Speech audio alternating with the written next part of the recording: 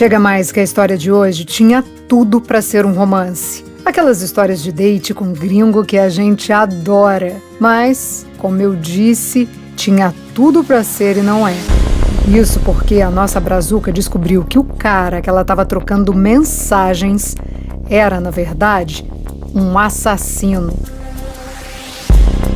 Mas como ela conseguiu descobrir isso? Dá pra saber a ficha de alguém só pesquisando no Google? E afinal de contas, quem ele matou?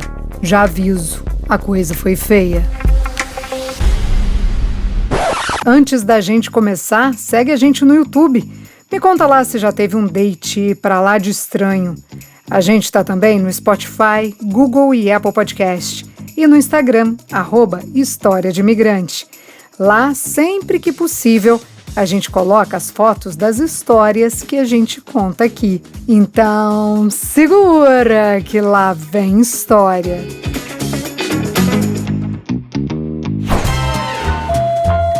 Seja muito bem-vindo a bordo. Estamos prestes a aterrissar em História de Imigrante.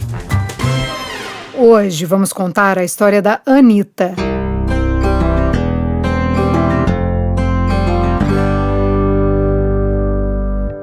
O que eu vou contar aqui aconteceu há mais ou menos 2 anos, quando a Anitta deu um match no Tinder com um cara super interessante. E por que eu falo interessante? Porque o cara estava fazendo PhD em Ciências Políticas. E a Anitta gosta de homem com papo mais cabeça, que tem umas conversas mais profundas e tal. Aí depois de trocar algumas mensagens ali pelo aplicativo mesmo, eles começaram a se falar por telefone. Esse cara, eu vou chamar ele aqui de Steve. Então a Anitta e o Steve começaram a se falar com uma certa frequência. Até que ela perguntou, né? E aí? A conversa tá boa, o papo é legal, mas quando que a gente vai se conhecer pessoalmente? A Anitta mora em Connecticut e ele no estado de Nova York. Aí eles combinaram de se encontrar no Halloween, numa festa da casa dele. Nessa mesma conversa, a Anitta perguntou se ele não tinha nenhuma rede social. É claro que ela não ia encontrar o cara assim totalmente no escuro. Ela queria saber mais sobre ele, sobre a vida dele. Acho que isso é lição de casa para todo mundo que conhece alguém na internet, né? Até mesmo pessoalmente. Porque ali nas redes sociais a gente consegue ver não só se a pessoa é de verdade, mas também quem é a família, quem são os amigos. Dá para fazer uma checagem rápida e dependendo do resultado dessa pesquisa aí, dá tempo de pular fora antes mesmo de começar qualquer coisa. Fica a dica. Foi aí que ligou o primeiro sinal de alerta da Anitta.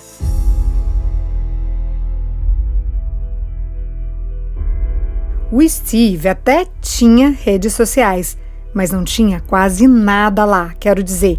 Não era um perfil antigo, tinham poucas fotos, quase nenhum comentário. Isso é um baita sinal de alerta, vermelho, claro. Mas, como eu falei, a Anitta estava curtindo o cara e foi pesquisar ele na internet mesmo, acho que no Google. Colocou lá o nome dele e o que apareceu? Condenado a 15 anos de cadeia. Por qual crime? Assassinato. Ele matou a esposa dele. Gente, o cara que a Anitta ia encontrar, o cara que ela tinha conhecido no aplicativo de namoro, o cara PhD em Ciências Sociais e super inteligente, era um assassino condenado. A Anitta ficou igual você tá aí também, em choque. Mas agora ela queria saber mais. E vale contar aqui um detalhe que eu ainda não falei. A Anitta é psicóloga, criminologista de reabilitação. Na prática, o trabalho dela é ajudar presidiários a voltar a conviver com a sociedade. Nessa época, ela trabalhava dentro de penitenciárias, fazendo aí esse atendimento. Então, quando ela achou essa notícia de condenação, ela quis saber mais. Mas na internet só tinha algumas reportagens que não falavam muita coisa. Ali ela descobriu que ele foi condenado a 15 anos de prisão. Então, quer dizer, ele já tinha cumprido a pena de regime fechado e agora estava em liberdade condicional. Aí ela conectou as informações. Ele tem um perfil novo nas redes sociais porque ele criou depois que saiu da cadeia. Ela achou uma reportagem que falava que ele tinha matado a mulher numa briga entre casais. E essa morte foi causada por golpes de bastão de beisebol. Cara, que acho que qualquer mulher já tinha pulado fora, né? Mas a Anitta queria saber ainda mais.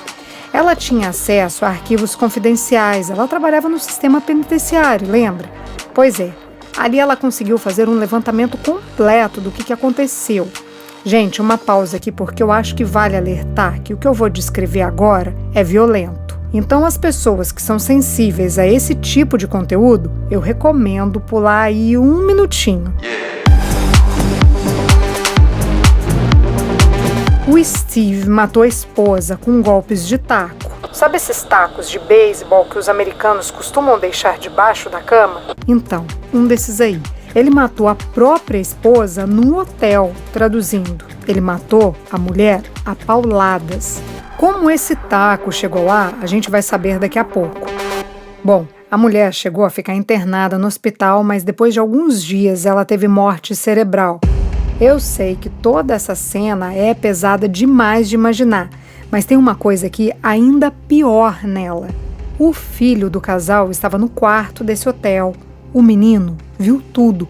Ele viu o pai matar a mãe dele.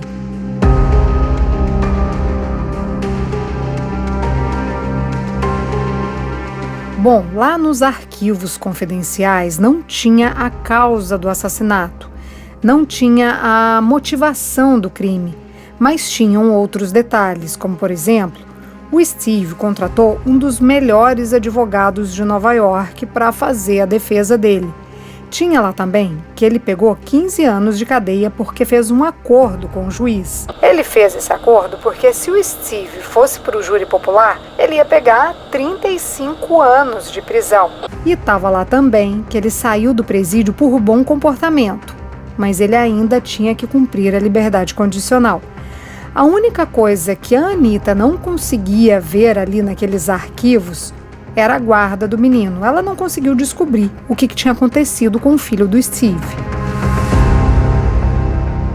Gente, a Anitta estava horrorizada e fez o quê? Ligou pro cara. Ele estava na casa da irmã ajudando nas preparações da festa de Halloween quando ela ligou. A Anitta pediu para ele ir pro quarto, para a conversa ser mais íntima. Ela não quis já começar falando: "Ô, cara, você matou tua mulher e vai me contar isso que horas?" Não. Aí ela perguntou do filho. "Você tem um filho, né?" Ele já tinha mencionado que tinha mesmo um menino. Aí ela perguntou: "Onde que o menino tá?" O Steve falou que o garoto morava com a mãe ali perto da casa dele. Ela sabia que ele estava mentindo. Como que o menino pode morar com a mãe se a mãe morreu? Aí a Anitta não aguentou e já jogou na cara dele. "Você matou tua esposa, não matou?" Silêncio na ligação. A Anitta perguntou: "Você não vai me contar isso?" O cara começou a chorar e disse que ia contar, que estava esperando eles se encontrarem pessoalmente. E aí ali ele contou a versão dele. Agora eu vou dar uma pausa na história da Anitta para contar um pouco da história do Steve, ou pelo menos da história que ele contou para Anitta. Bom, o Steve disse que casou muito cedo, quando tinha 17 anos. Ele disse que a namorada não se dava muito bem com os pais e por isso ela queria sair de casa o mais rápido possível. E para sair, ela fez o quê? Engravidou. Quantas mulheres não fazem isso, né? Então, no desespero para sair do controle dos pais, ela engravidou. Eles nem terminaram a high school. Daí o Steve e a esposa foram crescendo juntos, não só na idade, mas na grana também. Eles trabalharam, compraram uma casa, enfim, tinham lá uma vida boa. Mas e aí? O que aconteceu para terminar nessa tragédia, então? Traição. O Steve contou que a briga começou porque a esposa dele descobriu que ele tinha uma amante. Mas daí, no meio da confusão, o Steve acabou descobrindo que ela também o traía. Chifre cruzado, que chama isso, né? Dizem que não dói, sei não. Enfim, de acordo com o Steve, nessa confusão, a esposa dele pegou o filho do casal e foi para um hotel. Saiu gritando que ia se matar e matar o menino. Aí, o Steve foi atrás e, para evitar que ela fizesse qualquer coisa contra o filho, ele atacou ela com golpes de taco de beisebol. Essa é a versão dele, claro. No julgamento, o Steve até tentou alegar a legítima defesa, mas o cara tinha quase 2 metros de altura. Já a mulher dele era pequenininha, ninguém ia acreditar nisso, né? Aí por isso ele fez o acordo que eu falei aqui. Ele confessou o crime para não pegar uma pena maior.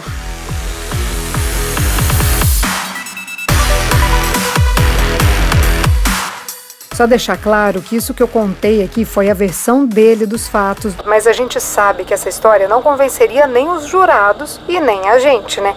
Quem que vai acreditar que foi legítima defesa? Agora que a gente já sabe um pouco do que aconteceu, vamos voltar para a ligação? A Anitta estava lá no telefone com ele querendo saber o que houve. Aí o Steve falou que aproveitou esse tempo de cadeia para estudar. Fez bacharelado, mestrado, PhD. Ele queria dizer ali que tinha mudado e que agora era outra pessoa. Depois que o Steve contou tudo isso para Anitta, ela ficou muda, sem palavras. Eles tinham combinado de se encontrar no dia seguinte. Essa ligação foi no dia 30 de outubro e eles iam passar o Halloween juntos. Aí ele quis saber. Você ainda vem amanhã? Gente, vocês iriam? Sabendo que o cara é um assassino? Sabendo que ele matou a própria mulher na frente do filho?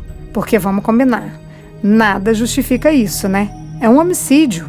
A Anitta estava ali num dilema, porque, claro, ela não queria isso para a vida dela, mas, por outro lado, ela achava que tinha estudado para isso, para reabilitar pessoas. Ela queria provar que podia fazer alguma coisa por alguém, daí ela não respondeu. A Anitta resolveu conversar com uma psicóloga que tinha sido professora dela. Ela queria um conselho mesmo. Aí a mulher só disse que o próprio marido era um homem reabilitado. Era um homem que tinha cometido um crime e depois de pagar pelo crime, ele tinha uma vida normal. Aí a professora disse, é uma decisão tua, mas você tem que saber bem onde está se metendo.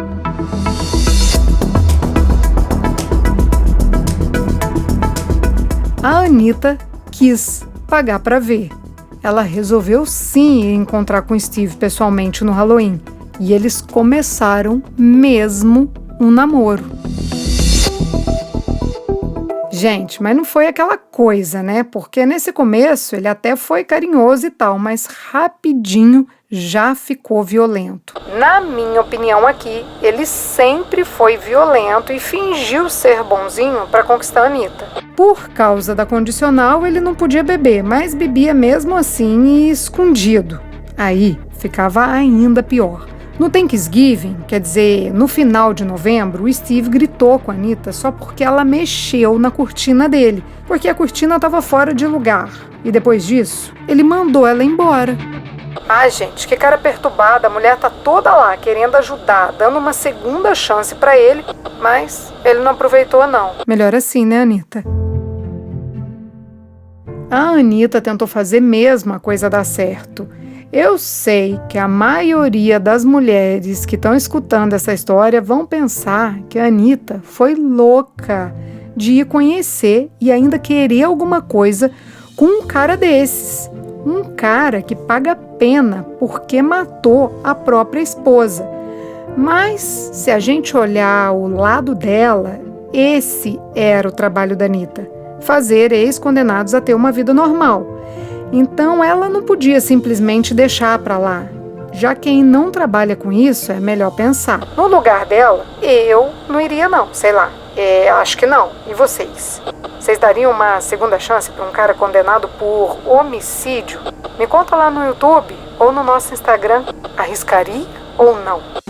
Só uma coisa aqui antes da gente se despedir. Nesses aplicativos de relacionamento tem sim muita gente bacana, mas também pode ter uma galera aí com histórico igual ao do Steve. Por via das dúvidas, joga o nome da pessoa que está conhecendo lá no Google para ver no que dá. Outra dica é o aplicativo Palm Eyes. Você coloca a foto do cara que você está conhecendo lá no app e ele faz uma busca, tipo uma varredura na internet, para achar outras fotos dessa mesma pessoa. Daí, se ela aparecer em outro lugar com outro nome, a gente nem precisa falar, né? Tem coisa errada. Se não me engano, esse aplicativo é de graça, mas vale dar uma checada. Palm Eyes. Bom, aqui no caso da Anitta, ela foi encontrar com o cara, engatou ali num relacionamento, mas pelo menos ela estava ciente. Imagina se ela não soubesse nada. Podia até ser uma vítima numa hora dessas. Bom, essa foi a história da Anitta. Na semana que vem a gente vai entender um pouquinho do mercado da limpeza nos Estados Unidos. Já ouviu falar de uma faxineira vender cliente para outra faxineira?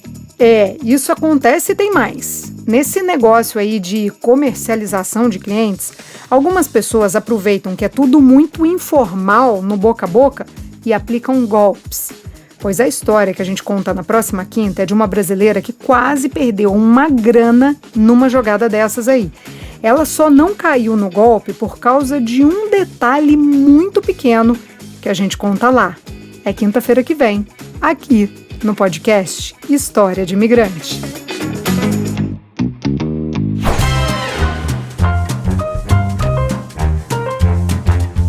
Todas as histórias que contamos aqui são reais, algumas delas são anônimas. Se você tem uma história de imigrante para compartilhar, conta pra gente. Nosso WhatsApp é 650-834-9209. A edição de som é de Tadeu Jardim, a produção, roteiro e apresentação, Priscila Lima. Essa é uma realização Estúdio Fita. Até a próxima história.